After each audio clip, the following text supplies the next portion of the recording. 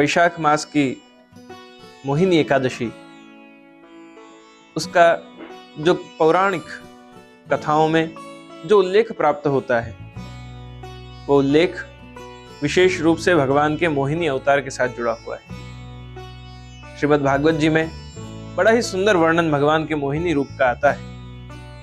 असद विषयमग्रिम भावगम्यम प्रपन्नः नमृतम अमरवर्यः नाशयत् सिंधु मध्यम कपट युवति वेशो मोहन यस्सुरारिम।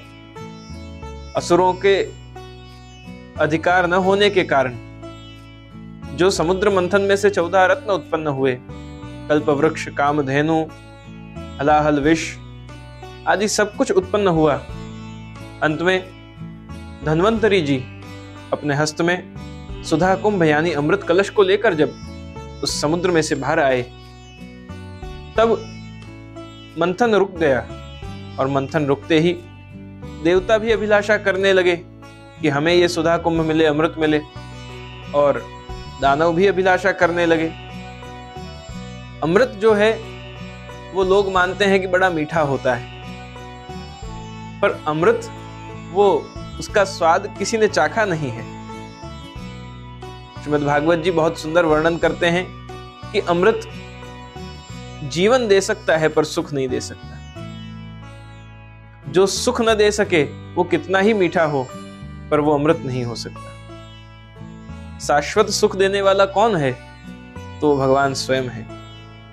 और भगवान स्वयं श्री कृष्ण, भगवान आदि नारायण, आप स्वयं, जब ये एक संग्राम हुआ देवता और असुरों के बीच, युद्ध हुआ कि अमृत कौन पिएगा, कौन अमर होगा, सभी को अपनी आयु बढ़ाने की बड़ी इच्छा थी। जैसे आज मनुष्य को भी अपनी आयु नित्य प्रति उसे जीवन खत्म न हो जाए। I want to live the fullest of my life. मुझे एक दिन भी अगर मेरे पास लाइफ में बचा हुआ है ऐसा मालूम है, तो उस एक दिन को मैं कैसे 2 दिन बना सकूं, उसके लिए जीव प्रयत्न करता है।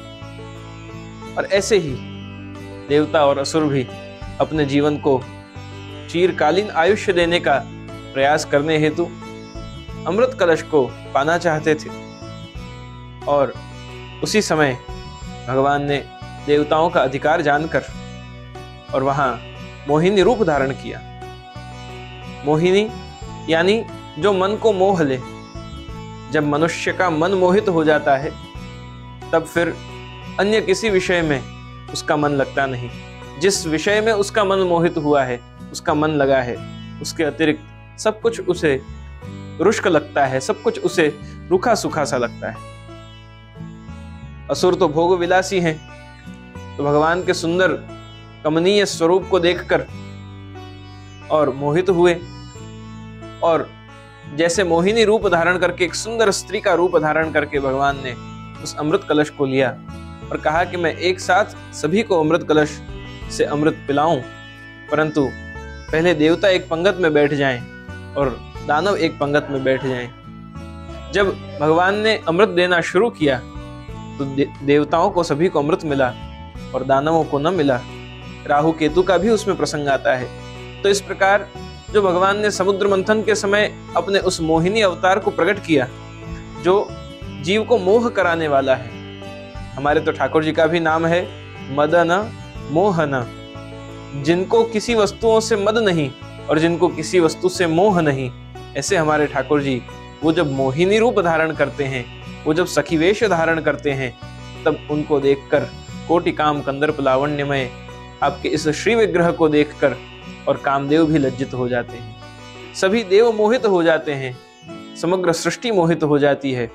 और ऐसे मोहिनी स्वरूप हमारे माथे जब विराजते हों, तब उन प्रभु के मोह में पड़ के, संसार के मोह को भूल के और प्रभु के मोह में बंध के जीव को अपने जीवन को सार्थक बनाना चाहिए। कितने दिन जिएंगे उसकी कोई गारंटी नहीं है, परंतु जितना जिएंगे प्रभु के मोह में जिएं तो उसका फायदा है, वो प्रभु के मोह में जीने का आनंद है। तो ये मोहिनी एकादशी जो प्रभु का मनमोहक स्वरूप है, उसमें सांसारिक मोह से दूर हटके जीव प्रभु के मोह में पड़े और उसमें बंधे, ऐसे भाव व्यक्त कर और आप सभी को मोहिनी एकादशी की बहुत बहुत मंगल बधाई देता हूँ।